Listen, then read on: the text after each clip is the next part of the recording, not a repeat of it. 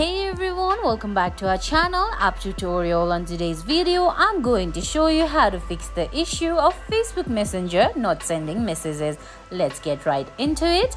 First, check your internet connection. Make sure you're connected to a stable Wi-Fi. If you're using Wi-Fi, try switching to mobile data or vice versa. Next, restart the Messenger app, close it completely, then reopen to see if the messages start sending.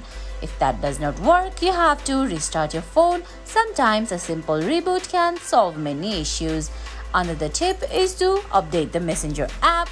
Open the App Store or the Google Play Store, search for Messenger, then look if there's any update available. If there's update available, update it and try sending the messages again. You can also try clearing the cache of Messenger app. Go to your phone settings, find app section, select Messenger, then choose clear cache. Well, that option is only available on Android. If none of these steps work, lastly, if you're still having trouble, it might be an issue on Facebook's end. Check online to see if there are any reports on Messenger being down or experiencing issues. Well, I hope these tips help you get your messages sending again. If you have any other questions or tips, leave them in the comments below. Leave a like, subscribe to our channel and hit that bell icon. See you in the next video.